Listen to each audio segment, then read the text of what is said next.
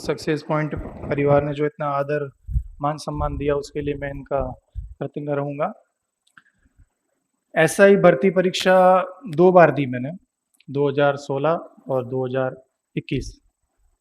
लंबी भर्ती परीक्षा है। राजस्थान में वैसे सारी भर्ती परीक्षाएं लंबी होती है, इजीली कोई पूरी होती नहीं। इन 2 भर्ती परीक्षाओं के बीच में कुछ जो अंतर था, तैयारी करने में जो अंतर था, वो था सीरियसनेस का। पहली भर्ती परीक्षा मैंने दी तब मैं इस फील्ड में नया था, सब कुछ पढ़ने में करने में सब चीज़ें नई थी। पढ़ाई मैंने अच्छे से करी, यहीं से कोचिंग करी थी सक्सेस पॉइंट से। गणपत सिंह जी, दीपक जी, ये सभी लोग इसी फैमिली में थे। पर उस टाइम अगर मेरे पढ़ने में कोई कमी थी तो वो मेरी सीरियसनेस थी। तो उसका फ़र्क इतना पड़ता है कि पहली भर्ती परीक्षा में 292 स्कोर था और इस बार मेरी जो स्कोर है वो है 326, 326 स्कोर है मेरा इस बार। इस 326 के अंदर बात करें हिंदी की तो मेरा 170 स्कोर है उसमें, और जीके में 156 स्कोर है। अब बात आती है कि तैयारी सब करते हैं, सिलेक्शन कहाँ आएगा? सिलेक्शन आएगा कि पहली चीज आपका गोल क्या है। पटवारी बनना है, एसआई को छोड़ दो। ग्राम सेवक बनना है, एसआई को छोड़ दो। टीचर बनना है, छोड़ दो। आपका मेन जो फिगर पॉइंट अगर एसआई है या आरएस है, आरएस प्री भी अगर आपका फोकस पॉइंट है तो उसको आप आज से ही लेके चलो। इजी नहीं है। जितना आप मान के चलोगे कि आज के टाइम में 310, 315 के जो स्कोर लेके आए थे वो भी पीछे रह गए। बहुत टफ रहेगा मामला। धीरे धीरे कंपटीशन बढ़ रहा है, कुछ लोग कंपटीशन को चीट भी कर रहे हैं, वो भी रहता है। इस सभी चीज़ों के बीच में आप कितनी भी मेहनत कर लो, आपको पेपर ही सिलेक्शन दिलाएगा। आपकी प्रायोरिटी पेपर है, 400 नंबर का पेपर है। हिंदी बहुत अच्छा स्कोरिंग सब्जेक्ट है। 200 नंबर का पेपर है, आप 199 भी ला सकते हैं, 200 में से 200 भी ला सकते हैं। बहुत इजी पेपर, बहुत आसान पेपर, समझने में आसान। कोई गणित है ना, कोई रीजनिंग है ना, कोई फंडा है ना, कुछ अप्रोच है। सीधी और साफ चीज़ काम आती है। ग्रामर में सर का पढ़ाया हुआ नोट्स, और बाद में वोकेबलरी में काम आती है आपकी करी हुई मेहनत। जितना ज़्यादा पढ़ोगे, जितना ज़्यादा कवर करोगे, जितना जल्दी कवर करोगे, सबसे इम्पोर्टेंट थिंग है वो है टाइम। आज वैकेंसी अभी तक आई नहीं है ना सर, नई वैकेंसी अभी तक आई नहीं है। जिस दिन वैकेंसी आएगी आपके पास 3 महीने होंगे और आप कुछ नहीं कर पाएंगे। सब कुछ हाथ से फिसल जाएगा, एकदम से फिसल जाएगा। इकोनॉमिक्स पढ़नी पड़ती है, पॉलिटी है, ज्योग्राफी है, हिस्ट्री है। आपने यहाँ पे पढ़ा, नोट्स बनाए, फटाफट कवर कर दिया। हिंदी पढ़ने में आपको टाइम चाहिए। आप हिंदी 3 महीने में हिंदी कोई नहीं कर सकता। मैं लिख के चैलेंज देता हूँ, हिंदी अगर कोई 3 महीने पढ़ के और अगर 120 भी स्कोर कर ले तो ये चैलेंज नहीं कर सकते आप। हाँ, आपने पहले किसी एग्जाम के लिए पढ़ाई कर रखी है तो वो अलग बात है। तो वैकेंसी आएगी, उसके बाद में अगर आप तैयारी करना शुरू करते हैं और आपको लगता है कि आप 3 महीने में कवर कर लेंगे, ऐसा हो नहीं सकता।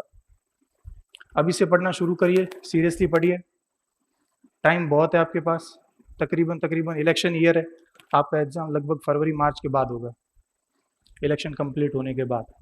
अभी वैकेंसी श्योर है कि वैकेंसी आएगी। उम्मीद करते हैं कि इस साल एग्जाम ना हो ताकि आपको अच्छे से पढ़ने के लिए टाइम मिले। फिर बात करते हैं जीके के ऊपर। जीके में हमारे पास में मेजर सब्जेक्ट हैं 6। इकोनॉमिक्स हो गया, पॉलिटी हो गया, ज्योग्राफी हो गया और हिस्ट्री हो गया। इसके बाद में बात करें तो साइंस आ जाती है। साइंस में वो साथ में अपना टेक्नोलॉजी साथ में मान लो आप। फिर टॉपिक बचता है मैथमेटिक्स और रीजनिंग का। आप में से कई लोग होंगे जिनकी रीजनिंग खराब है, मैथमेटिक्स खराब है, भूल जाओ उसको, छोड़ दो। मायने नहीं रखता कि 200 में से आपके 20 नंबर साइंस और मैथ में कट गए। साइंस छोड़ी, मैथ में कट गए आपके 20 नंबर, पीछे 180 का पेपर है। राजस्थान की बाकी सभी भर्तियों में अगर आप जैसे कि सेकंड ग्रेड करते हैं साइंस के साथ, आपका पूरा 60 नंबर का सिलेबस साइंस का है, 60 नंबर की मैथमेटिक्स, ऐसा कुछ है, 30-30 का है शायद। आपको अगर साइंस बैकग्राउंड में कहीं भी एक जगह दिक्कत आती है तो आप फेल हो जाएंगे। RAS प्री और SI, इसमें आपको मैथमेटिक या साइंस या हिस्ट्री ऐसा कोई भी एक पॉइंट है जो कि आपका खराब है, वो पॉइंट आपको नहीं रोक सकता। उसके कंपैरिजन में आप अपना किसी दूसरे पॉइंट को और ज्यादा मजबूत कर लीजिए। अब दूसरी बात आती है एनालिसिस ऑफ पैटर्न। RPSC का पैटर्न क्या है? सबसे इंपॉर्टेंट चीज है, देखिए सिलेबस बहुत बड़ा है। हिस्ट्री पढ़ने बैठोगे आपके बच्चे बड़े हो जाएंगे, इतनी बड़ी हिस्ट्री है। आज गणपत सिंह जी हिस्ट्री के लेक्चरर है, उनको पूछिए आप हिस्ट्री कहाँ से शुरू होती है और कहाँ खत्म होती है। और उसके बाद भी जब कंपटीशन एग्जाम की बात आती है तो एक शायद 2015 में किसी एग्जाम में मैंने क्वेश्चन देखा था हिस्ट्री का कि मेवाड़ राज्य की राजकोषीय आय क्या थी, और कोई सन बता रखा था 1860। कौन पढ़ता है इसको? क्या कोई इसको ध्यान में रख सकता है कि मेवाड़ राज्य की राजकोषीय आय 1860 में क्या थी? नहीं ध्यान रखता कोई। हिस्ट्री में आप नहीं पढ़ सकते, आपको पढ़ाई करनी पड़ेगी पैटर्न के ऊपर। पैटर्न क्या होता है? अच्छा यार ये डिजिटल है पूरा। पैटर्न क्या है कि जैसे हिस्ट्री की बात करें, हिस्ट्री 3 पैटर्न में, चलो 4 मान लीजिए। एक तो हो गया एंशियंट, एक हो गया मिडाइवल, एक हो गया मॉडर्न, और फिर आती है राजस्थान। राजस्थान में फिर 2 निकल के आ गए, आर्ट और हिस्ट्री आ गया, आर्ट एंड कल्चर आ गया और हिस्ट्री आ गया। अब ये आपके पास में आते हैं 1 2 3 4 5 6। अब हिस्ट्री के 6 पार्ट है, नंबर मिलने हैं आपको 25। अगर आप बड़ी बड़ी किताबें लेके बैठ गए, फॉर एग्जांपल 1 2 नाम अभी मुझे याद नहीं आ रहे, जैसे राजस्थान इंसाइक्लोपीडिया हो गई, इतनी बड़ी किताब है। मैंने RS मेंस 2 बार लिखा है, मैंने कभी नहीं पढ़ी, क्योंकि अपने पास में टाइम नहीं है। जो सब्जेक्ट है वो 7 8 सब्जेक्ट है, उनके अंदर वापस जाते हैं तो वापस 4 5 सब्जेक्ट है, टोटल करने बैठोगे 16 17 सब्जेक्ट निकलेंगे। राजस्थान जीके आपको बहुत अच्छे नंबर दिलाएगा इन कंपैरिजन टू इंडिया। जो भारत का जीके है उसके कंपेयर में राजस्थान आपको बहुत अच्छे नंबर देगा। राजस्थान को जितना डीप में पढ़ सकते हैं आप डीप में पढ़िए। मैं सारे पॉइंट फैक्चुअल बता रहा हूँ, मैं कोई मेरी कहानी नहीं बता रहा हूँ, मैं वो चीजें बता रहा हूँ जो आपके काम आएगी। मुझे मेरी गाथा नहीं गानी है यहाँ पे, मैं आपके लिए वो चीज बता रहा हूँ जो कि काम आने वाली है। तो पहला पॉइंट है कि राजस्थान को अच्छे से पढ़ना। अब आती है बात ज्योग्राफी में। ज्योग्राफी आपका सबसे बेस्ट स्कोरिंग सब्जेक्ट रहेगा। 30 सवाल आते हैं, 30 में से आप 29 28 करके आओगे। अगर आपने ज्योग्राफी में मात खा ली आपका सिलेक्शन नहीं होगा। सबसे इजी आता है, RPSC हमेशा ज्योग्राफी का पेपर सबसे सिंपल बनाता है। उसने आज तक की हिस्ट्री में कभी ज्योग्राफी का पेपर हार्ड बनाया ही नहीं। उसके पैटर्न देखो आप, 2016 18 RS प्री, उसके पेपर देख लो। 2016 भर्ती का 2018 में ये एग्जाम हुआ था PSI का, उसका पेपर देखो। 21 वाली का पेपर देख लो। उसके अलावा जैसे कोई first grade school lecturer, college lecturer में जो आ रहे हैं पेपर जिसमें ज्योग्राफी के सवाल है वो देख लो। इतने सिंपल होते हैं ज्योग्राफी के सवाल, और वही पैटर्न चलता आ रहा है, हमेशा वही के वही सवाल आ रहे हैं। कभी पूछते हैं अटलांटिक के बारे में तो इस बार पूछेंगे प्रशांत के बारे में। RPSC का पैटर्न फिक्स है। हिस्ट्री के मामले में RPSC का पैटर्न फिक्स नहीं, वो कभी टफ देते हैं कभी इजी देते हैं, पर आपको पढ़ना है। क्योंकि इजी आया और आपने हिस्ट्री छोड़ दिया तो आप मारे जाओगे। जो हिस्ट्री वाला स्टूडेंट है वो सारे सवाल ले जाए। पढ़ना सब कुछ है, पढ़ना पैटर्न से है। ये जो मिडाइवल है, इस मिडाइवल से सवाल बहुत कम आते हैं। अकबर, शाहजहां, जहांगीर, बहादुर जो भी थे, आया सवाल तो 2 सवाल या 1 सवाल आएगा, और ये आपका 2 महीने खा जाएगा। इसको पढ़ने में 2 महीने लगते हैं मिडाइवल को। बहुत इजी है, मजा भी आएगा। शिवाजी लड़े, तलवारें चली, ये हुआ वो हुआ सब हुआ, बहुत अच्छा लगेगा। फाइनल में जाके पता चलेगा इसको पढ़ने में 4 महीने खराब किए, 2 सवाल आए। अब बात आती है इकोनॉमिक्स की। हाँ, ज्योग्राफी क्लियर कर देना कि ज्योग्राफी को जितना अच्छा पढ़ सको पढ़ लेना, आपका सिलेक्शन ज्योग्राफी देगा। मेरे शायद 26 में से सारे 26 सही है ज्योग्राफी में। तो उसका रीज़न यही है कि आपको ज्योग्राफी को अच्छे से पढ़ना पड़ेगा, मेंटेन रखना पड़ेगा, शॉर्ट नोट बनाने पड़ेगी। ज्योग्राफी बिना मैप नहीं पढ़ी जा सकती, बिना मैपिंग के ज्योग्राफी कभी नहीं पढ़ी जा सकती। जैसे कि ये इंडिया का मैप हो गया, इस मैप के अंदर आपको इजीली, चलो इस मैप के अंदर आपको ध्यान रखना पड़ेगा कि आप मैपिंग करिए। जैसे कि मयूरभंज है उड़ीसा के अंदर, तो उस आप मैप बना के चलिए, लोहा कहाँ कहाँ निकलता है आपको मैप के अंदर पता होना चाहिए। मयूरभंज में निकलता है, यहाँ निकलता है, यहाँ निकलता है, यहाँ निकलता है, फिक्स पैटर्न है। पूछेंगे लोहे की खाने कहाँ है, कभी पूछेंगे मैग्नीज की खाने कहाँ है, वो आपको मैप नहीं देंगे, पर मैप आपके दिमाग में होना चाहिए। ठीक है, ज्योग्राफी आपको मैप के साथ पढ़नी है। राजस्थान की ज्योग्राफी भी आप मैप के साथ पढ़िए, नदियों को समझने में बहुत आसानी होगी। नदी का क्वेश्चन फिक्स होता है हमेशा राजस्थान की ज्योग्राफी में। आप नदियों को बनाते चलिए, यहाँ से निकल रही है, महुआ से आ रही है, राजस्थान में भैंसरोडगढ़ में एंट्री मारी है, वहाँ से आगे किस तरफ जा रही है, क्या डायरेक्शन है, कौन सी नदी यहाँ से राजसमंद से आ रही है, कौन सी नदी कहीं से आ रही है और आ रही है, मैप के साथ चलिए, बहुत ईजी रहेगा समझने में सब कुछ। इकोनॉमिक्स की बात करें तो गणपत जी के नोट्स सफिशिएंट है, कुछ नहीं पढ़ना इनके अलावा। गणपत जी के नोट्स के अलावा एक चीज होती है economic survey of Rajasthan, India मत पढ़ना, क्योंकि आरपीएससी खुद इंडिया कभी नहीं पढ़ता, उनके पास टाइम नहीं है कि वो बैठ के 350 पेज पढ़े। इकोनॉमिक सर्वे ऑफ राजस्थान में से राजस्थान इकोनॉमी के सारे सवाल आएंगे, तकरीबन 25-26 नंबर की इकोनॉमिक्स है, उसमें से राजस्थान के 50% सवाल बनते हैं, 12-13, और 13 के 13 सवाल आपको इकोनॉमिक सर्वे में से ही मिलेंगे, एक भी सवाल बाहर नहीं जाएगा। आपको योजना भी वही पढ़नी है जो इकोनॉमिक सर्वे में दे रखी है, आपको XYZ सुजस नहीं पढ़नी है, आपको इधर इधर की और राजस्थान की कोई योजना के संबंध में किताबें छपी हुई है वो नहीं पढ़नी है आपको सिर्फ इकोनॉमिक सर्वे पढ़ना है। इकोनॉमिक सर्वे हर साल जारी होता है बजट घोषणा के उपरांत, इस साल का जारी हो चुका है।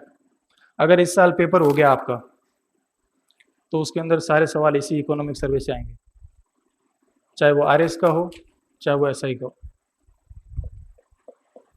मैं बीटेक मैकेनिकल में हूँ, मेरे लिए भी इकोनॉमिक्स बिल्कुल नया था, मैंने फर्स्ट टाइम इकोनॉमिक्स यहाँ आके ही पढ़ा था, इससे पहले कहीं इकोनॉमिक्स देखा ही नहीं मैंने, और ना ही मुझे हिस्ट्री ज्योग्राफी पॉलिटी कुछ नहीं पता था।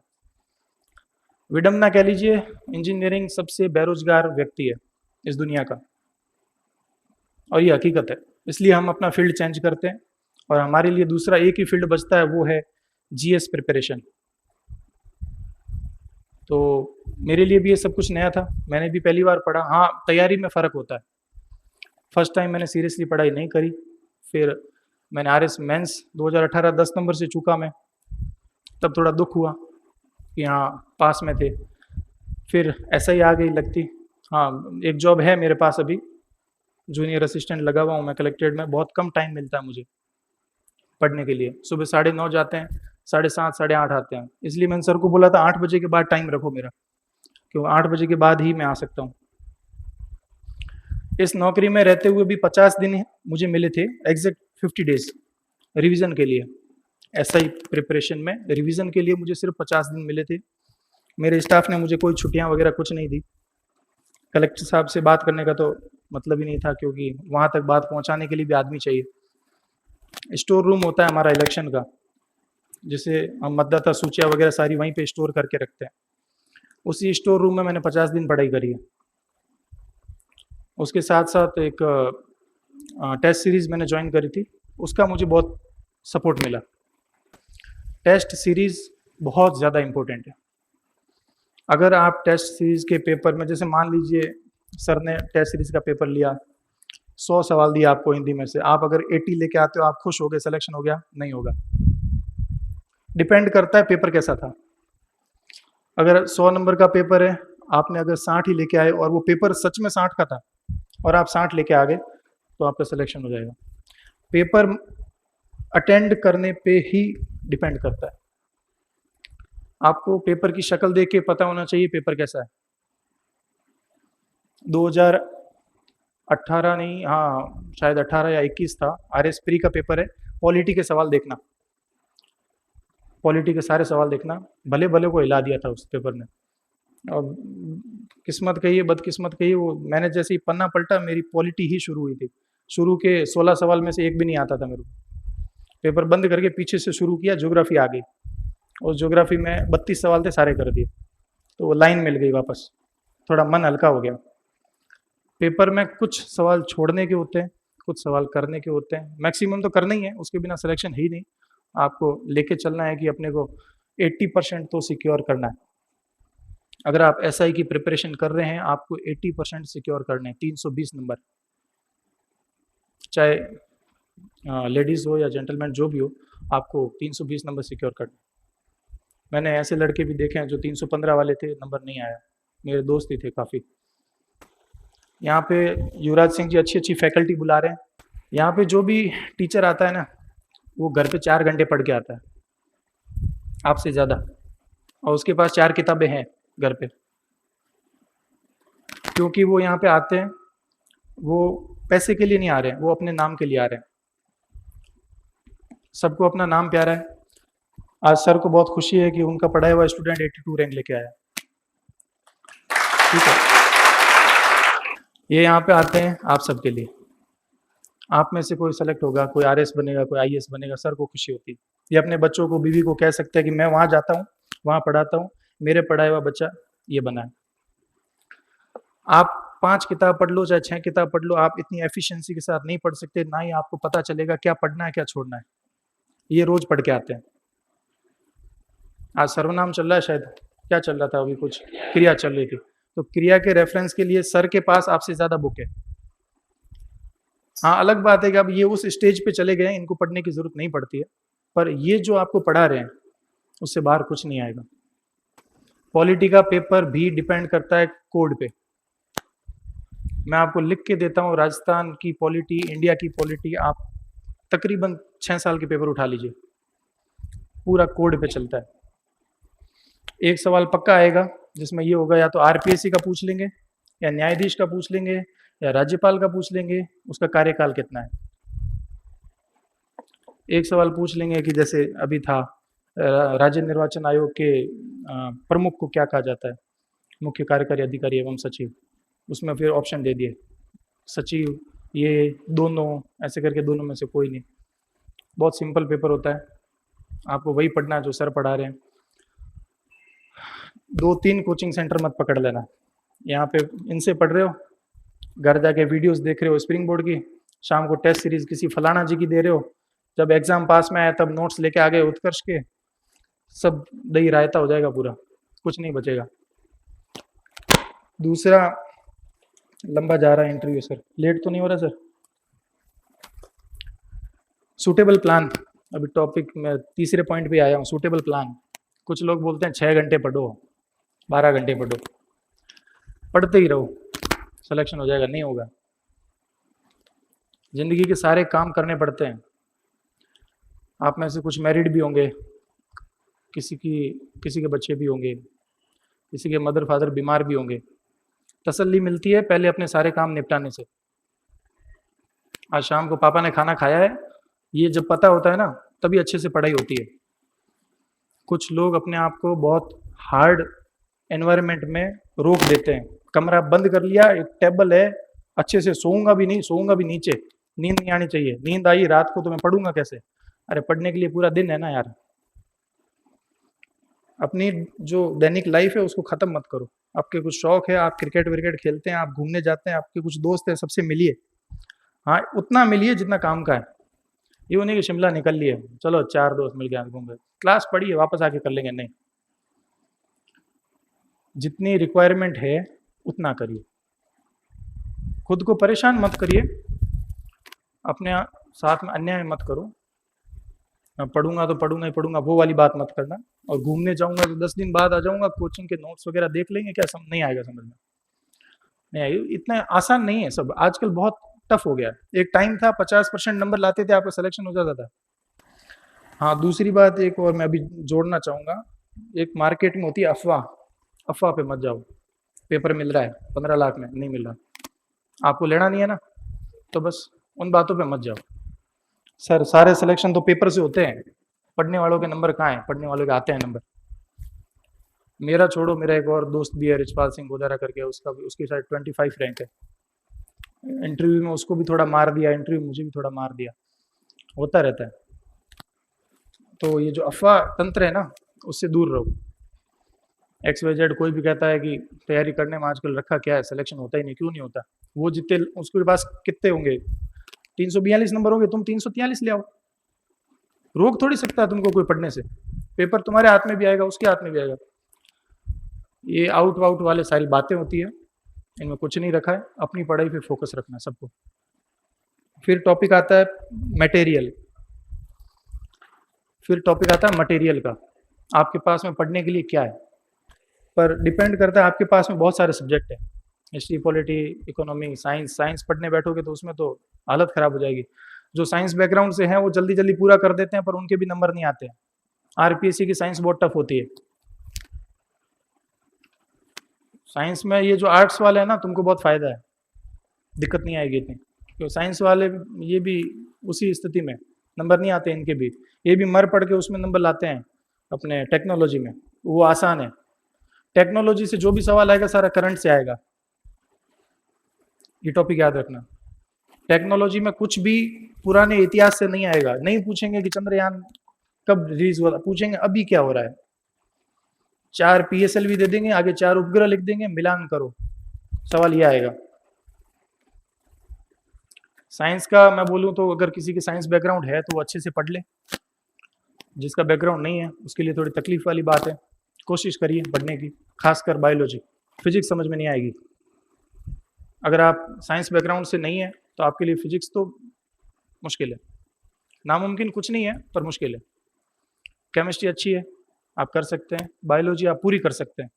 अगर 10 सवाल आते हैं, 10 में से आपको 7 बायोलॉजी के मिलेंगे, फिजिक्स का 1 आध या 2, केमिस्ट्री के 1 आध या 2। पॉलिटी हो गया, साइंस पे भी बात होगी, मैथमेटिक्स जिसको आती है कर लेना, जिसको नहीं आती है प्रेशर मत लेना। मैथ ऐसी चीज है 10th क्लास तक अगर आ जाती है तो आ जाती है, वरना कभी नहीं आती है,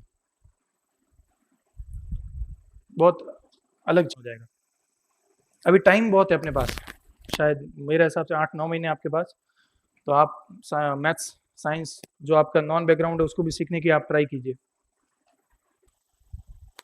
कोई भी नोट्स होते हैं ना, उनका एक असूल होता है, आपको वो 3 बार पढ़ने पड़ते हैं, 3 बार में जाके वो यहाँ सेट होते हैं कि हाँ ये लिखा है, बीच में कुछ याद आ जाता है ना, आज उसका फलाने का फोन आया था ना, उसकी बीवी बीमार थी, ये था वो बीच में आ जाता है। अपन जब रिवीजन करते हैं तो वो चीजें बीच में आती है, माइंड अपना कंसंट्रेट नहीं रहता, किसी का नहीं रहता। अपनी जिंदगी ऐसी हो गई है, आपके कोई सीरियल याद आ जाता है, कोई अगर शौकीन है टीवी देखने वाला तो उसको सीरियल याद आ जाता है, किसी को कुछ हो जाता है, फलाने का आज ये है वो है।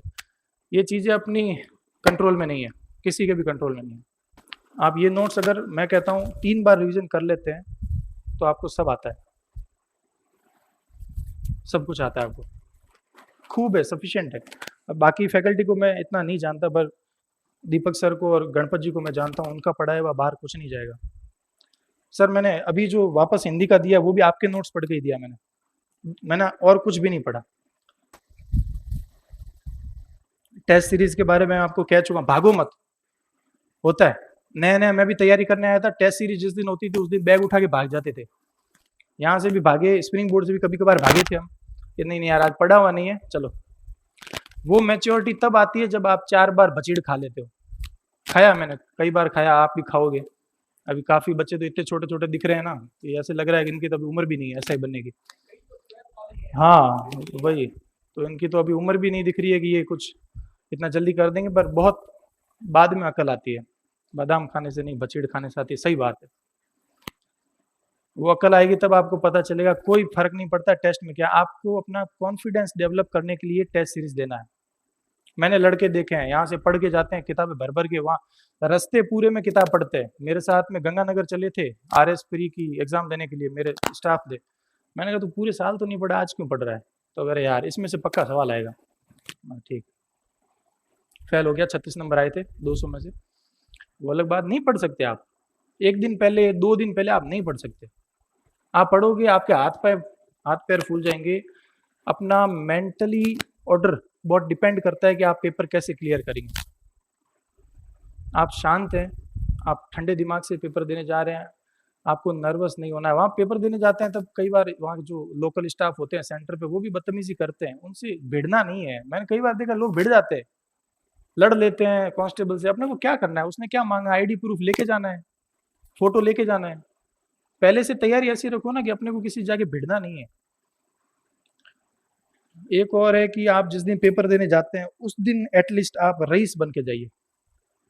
आप बसों के फ्री के चक्कर में आप टिंग टिंग के मत जाइए। देखा है मैंने, बसें फ्री होती है, लड़के ऊपर बैठ जाते हैं, नीचे बैठ जाते हैं, अंदर खुदा ना खास्ता कुछ हो गया तो क्या करोगे। तैयारी कर रहे हो, पढ़ रहे हो, एटलीस्ट उस एक दिन आप रईस बन के जाइए। अच्छे से एसी का स्लीपर कुछ बुक करा लीजिए, जाइए वहाँ पे रूम लीजिए, अच्छे से एक दिन रुकिए, अच्छा अच्छा खाइए, अच्छा अच्छा पीजिए। पैदल पैदल भाग के सेंटर पे मत जाइए, टैक्सी में बैठिए, 50 रुपए लेगा, सेंटर पे आराम से पहुंचिए। पानी की बोतल नहीं है तो खरीद लीजिए, 20 रुपए लगते हैं, उसके लिए टूंटियों पे जाके खड़ा मत रहिए। वो ये सारी चीजें है ना, ये आपकी मेंटल पीस पे डिपेंड करती है, दिमाग की शांति। जहाँ 2 रुपए कहीं बच रहे होते हैं हम उसकी तरफ भागते हैं, पर नहीं, उस दिन नहीं करना है। ये प्रैक्टिकल चीज है। आप ठंडे दिमाग से जाइए, बहुत शांत जाइए, वापस आके घर कंजूसी कर लेना जो कंजूसी करनी है, उस दिन आप शांत रहिए। फिर मॉक टेस्ट के बाद बात आती है सेल्फ बिलीव की। ये चीज चाहिए कब, जब आपका एग्जाम पास में आता है। पूरे साल आपको बिलीव है चाहे नहीं है, पर उन 15 दिनों में आपको बिलीव होना चाहिए कि मैं एग्जाम क्लियर कर लूंगा। सबसे इंपॉर्टेंट चीज है सेल्फ बिलीव। आएगा, पढ़ने पे आएगा। जो नहीं पढ़ा है उसको तो वैसे भी जरूरत कहाँ है, पढ़ा है उसी को जरूरत है। वो जैसे जैसे आप पढ़ते जाओगे सेल्फ बिलीव आ जाएगा।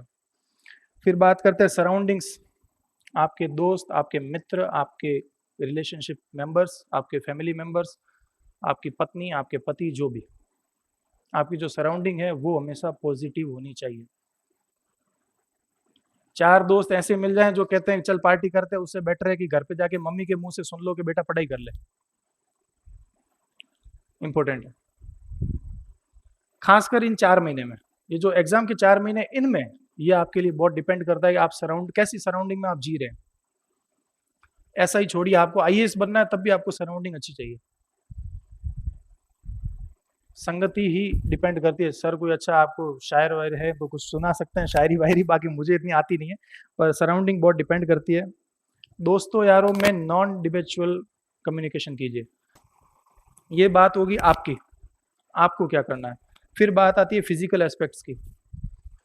ये एक ऐसी परीक्षा जिसमें आप 3 जगह फेल हो सकते हैं। पहला है पेपर, दूसरा है फिजिकल।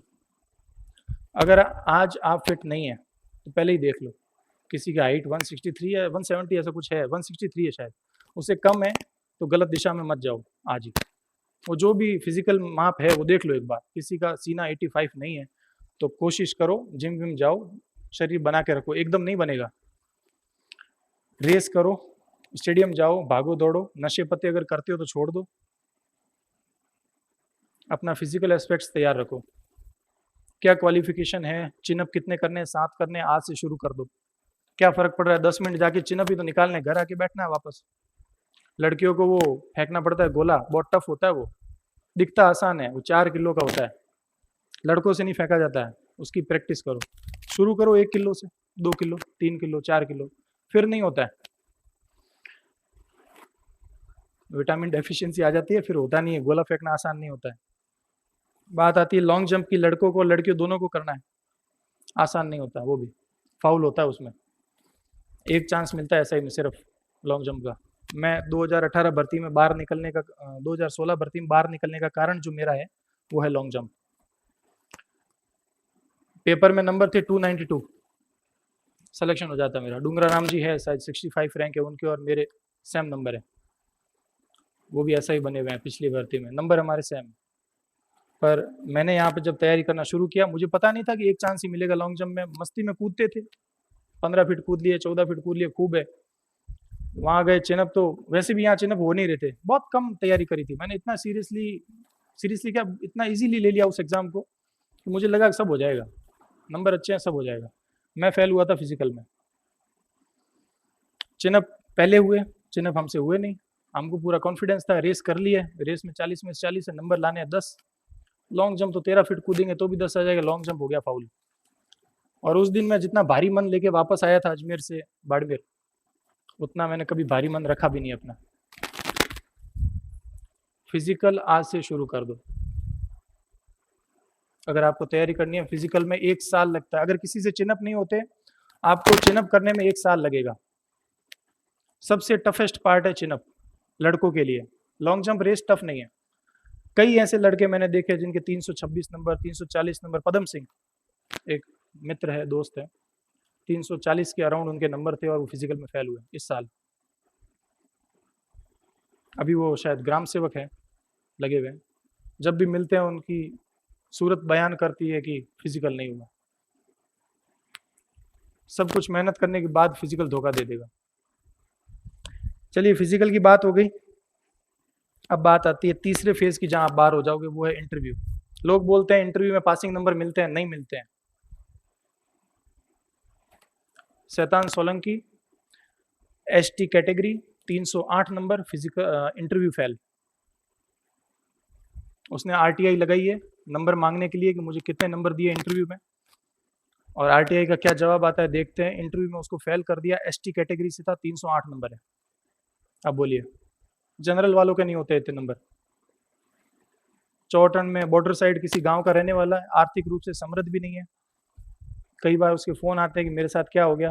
अब मैं उसको इतना ही कह सकता हूँ कि आरटीआई लगा कि एक बार आप जवाब मांग लो कितने नंबर है, फिर हो सके तो आगे देखते हैं बातचीत करके। पर आरपीएससी से ये जवाब था कि अगर आपका नाम लिस्ट में नहीं है तो आप फेल हो चुके हैं, और वो रिकॉर्डिंग मैंने सुनी है। ये गलत धारणा दिमाग में से निकाल देना कि इंटरव्यू में फेल नहीं होते हैं। अब मैं ये बता देता हूँ आपको इंटरव्यू में क्या डिपेंड करता है। इंटरव्यू में नंबर कैसे होते हैं? इंटरव्यू में नंबर होते हैं 10 नंबर होते हैं सीधे आपकी पर्सनैलिटी के। आप लंबे बाल, दाढ़ी या मोटा पेट या ऐसा कुछ स्लीव ऊपर करे जैसे मैं अभी खड़ा हूँ, ऐसे नहीं जा सकते आप। आपको अपनी पर्सनैलिटी डेवलप करनी पड़ेगी। पर्सनैलिटी डेवलप करने के कई तरीके होते हैं, जैसे कि आप यूट्यूब पे वीडियो देख सकते हैं, लोगों के बोलने का हाव भाव दे सकते हैं, लोग कैसे बात करते हैं, कैसे बोलते हैं। मेरा छोड़िए, सर को देखिए, युवराज जी को पर्सनैलिटी का एक बहुत अच्छा एग्जाम्पल लेना हो तो युवराज जी है।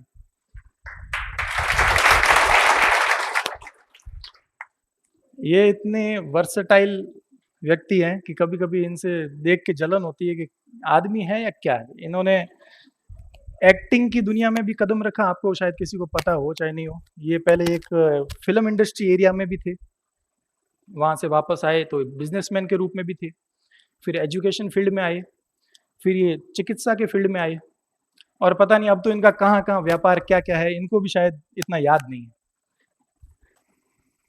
ये डिपेंड करता है पर्सनैलिटी पे। आप किसी इंसान से जाके 2 मिनट बैठते हैं ना आप किसी के पास, तो सामने वाला आदमी को ऐसा होना चाहिए कि यार 10 मिनट और बैठ जाए ना तो अच्छा सही रहे। मैं ये नहीं कह रहा हूँ कि आपका रंग रूप डिपेंड करता है, रंग रूप डिपेंड नहीं करता है, वरना साउथ इंडिया के एक भी आईएएस बनता ही नहीं अगर रंग रूप डिपेंड करता। नहीं, डिपेंड करता है आपकी बात करने का तरीका। आती मेरे को भी है, ठीक, ऐसे बोलना नहीं है, ये आदत छोड़नी पड़ेगी, समझे? छोड़ना पड़ेगा इन केस कि अभी आपको छोड़ना पड़ेगा अगर आपको इंटरव्यू देना है। इंटरव्यू ऐसा ही एक ऐसी सेकंड ग्रेड नौकरी है जो इंटरव्यू लेती है, और वो पूछते हैं क्या आपको क्या लगता है एसआई में से इंटरव्यू रखना चाहिए, हटा देना चाहिए। फ्रस्ट्रेटेड होके बोलना नहीं है हटा दो, कहना है नहीं सर रखना चाहिए। पब्लिक डीलिंग की जॉब है, लोक प्रशासन से जुड़ी हुई है। दैनिक जीवन में ऐसे बहुत सारे केसेस आते हैं जहाँ पे लोगों को कन्विंस करना पड़ता है कि भाई इसने तेरे बच्चे को मार दिया पर तू कानून हाथ में मत ले। सुनता है ऐसी कोई बात?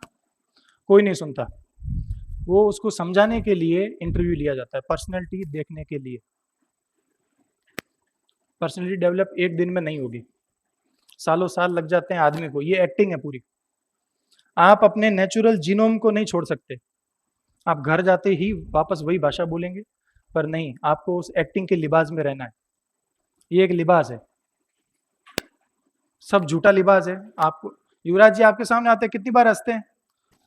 आप चलो ऐसा ही नहीं बनते कोई बात नहीं, आपको कोई बिजनेस भी करना है तो भी आपको सीखना पड़ेगा। दिन में 10 आदमी आते हैं, आप किसी के पास ऑफर लेके जाते हो, वो आपको दरकिनार कर देंगे, तो भी हंस के थैंक यू सर कह के निकलना पड़ता है। सीखना पड़ेगा, चाहे आप आरएस बनो, चाहे ऐसा ही बनो, चाहे कुछ भी बनो, ये पर्सनैलिटी आपको खुद डेवलप करनी है। इंटरव्यू देखो। फिर बात आती है कि 10 नंबर मैं खुला कहता हूँ आपकी पर्सनैलिटी के सीधा, और 10 नंबर आपके डिपेंड करते हैं प्रेजेंटेशन। आप अंदर वहां जा, आरपीएससी बड़ी खतरनाक चीज है। बिल्डिंग बनी हुई है, तुमको घुमाएंगे आधा घंटा, इधर चलिए, इधर बैठिए, उठिए, अंदर चलिए, वेरिफिकेशन करिए, आपके ये कागज कम है, अगली बार लेके आना, डाक से भेज देना। बच्चा कंफ्यूज पूरा। मारवाड़ी में कहते हैं ना कि गोनेंगो कि नहीं उन कौन तोड़े कोने उन, जो वो वाली बात है। वहां जाओगे, बाहर तक पापा मम्मी होंगे साथ में, या हस्बैंड वाइफ जो भी होगा, अंदर आप अकेले हो। अकेले अंदर जाने के बाद आपको इधर उधर घुमाया जाएगा, बिठाया जाएगा, डॉक्यूमेंट वेरिफिकेशन होगा, उसके बाद में आपको अलग कर देंगे। तीन टीम में अलग करने के बाद 3-3 के सेट में अलग कर देंगे। अब 3 सेट में डिपेंड करता है कि मैं ये और ये 3 बैठे हैं। अब चलो मैं तो नहीं डर रहा हूँ, पर ये 2 डर रहे हैं, इनको देख के अपने भी थोड़े थोड़े धूजने लग जाएंगे हाथ। डिपेंड करता है प्रेजेंटेशन का। आप अंदर गए, अंदर जाके कहना तो था कि सीख के गए घर से, गुड मॉर्निंग सर, आगे बैठिए मैडम। अंदर घुसते ही सीधा मुंह से निकलेगा गुड मॉर्निंग सर, हो गया प्रेजेंटेशन, आ जाइए बैठ जाइए। इंटरव्यू की चीजें हैं वो धीरे धीरे सीखेंगे, पर हाँ पर्सनैलिटी डेवलप करिए, हाव भाव सीखिए, बोलने का तरीका सीखिए। ऐसे लोगों के बीच में रहिए जो आपकी क्रिटिसाइज करते हैं। ऐसे दोस्त होते हैं ना कुछ, पूरे दिन मायना घेरते हैं, छोलते हैं, कहते हैं मारवाड़ी में छोले है पूरे दिन। ऐसे लोगों के बीच में रहिए, बहुत हेल्प करते हैं ये आपको मिनक बनाते हैं। मारवाड़ी में एक शब्द है एकल खोरिया, कभी मत बनना। 10 लोगों के बीच में जाके नाक कटा के आ जाओ, 4 गालियां सुन के आ जाओ, वो आपको जीवन में कुछ सिखाएगी। अकेले अगर आप घूमते हो तो आप किसी काम के नहीं हो इस दुनिया में। ये कुछ चीजें जो अभी से आप करनी है, इसीलिए मैं बता रहा हूँ। बाकी इंटरव्यू की तैयारी अलग होती है, फिजिकल का, इंटरव्यू का और पेपर का कोई लेना देना नहीं है। तीनों तैयारी अलग अलग है, तीनों ये करवा देंगे आपको। आपको अभी जो चीजें करनी है वो मैं बता रहा हूँ। फिर बात आती है कि 10 नंबर होते हैं आपके नॉलेज के, ये हो गए 10 30 नंबर हो गए, ये सिलेक्शन हो जाता है। नॉलेज कितना है उस पर डिपेंड करता है। 20 नंबर आप पास वैसे ही हो जाओगे, आपकी प्रेजेंटेशन अच्छी है, पर्सनैलिटी अच्छी है, बोलने का तरीका अच्छा है। 20 में से मैं 10 सवाल सॉरी सर बोल के आया था, आप भी बोल देना, पास हो जाओगे। होता है कभी कभी इंटरव्यू ऐसे सवालों पे चला जाता है जहाँ पे हमको कुछ नहीं आता, सॉरी बोलना पड़ता है, पोलाइटली हंस के बोलना पड़ता है। वहां पे गुस्सा नहीं हो सकते, गुस्सा हो गए तो वो तुम्हारी लंका लगा देगा। वहां पे हंस के सॉरी बोलना पड़ता है। मारवाड़ी में वर्ड है फीटा पड़ना, वो फीटा पड़ के हंसना पड़ता है, ठीक है, सॉरी बोलना पड़ता है। 10 नंबर आपके नॉलेज की डिपेंड करता है। आपने सारे सवाल अच्छे सही से बता दिया, आपको नंबर 30 मिल जाएंगे। पीछे आते हैं 20 नंबर, वो आपको कहाँ से मिलेंगे मैं नहीं बता सकता। अखबारों में आप पढ़ते हैं, वहाँ से मिलते हैं वो नंबर, या फिर कहीं और से मिलते हैं, जहाँ से भी मिलते हैं। वो 20 नंबर आप अपनी किस्मत पे डिपेंड करता है, आप कहाँ से लाते हैं वो 20 नंबर। ये है पूरा एसआई का गोल चक्कर। आज शुरू होगा, 4 साल बाद जाके खत्म होगा। आसान नहीं है ये नौकरी, पर ये एक ऐसी नौकरी है जो सेकंड ग्रेड होते हुए बहुत रुतबे वाली है। आप ऐसा ही साफ बनोगे, बहुत डिपेंड करता है आपकी साइकोलॉजी पे। आरपीएससी आपको ठोक बजा के लेती है, आरपीएससी आपको यूं ही नहीं लेती। बहुत ही पारदर्शी संस्थान है, उसके अंदर कुछ छेद हो चुके हैं, सरकार उसको ढूंढने की कोशिश कर रही है। आप उसकी पारदर्शिता पे डाउट मत करिए। आज भी उस संस्थान में ऐसे लोग बैठे हैं जो आपकी क्वालिटी को देखेंगे, आपके पेपर में नंबर आए उसको देखेंगे, आपको पीछे नहीं छोड़ेंगे। आरपीएससी आज भी साफ सुथरा संस्थान है। आते हैं, अखबार में न्यूज़ आती है, कटारा साहब के ऊपर आरोप भी लगे हैं, हो सकता है सही सिद्ध हो जाए या गलत सिद्ध हो जाए, अपने को कुछ नहीं करना है। आरपीएससी आपके साथ धोखा नहीं करेगी। कुछ रीजंस रह जाते हैं जिससे आप पीछे रह जाएं, तो उसमें भी मेरा ये मानना है कि समय खराब मत करिए, फिर से तैयारी कीजिए।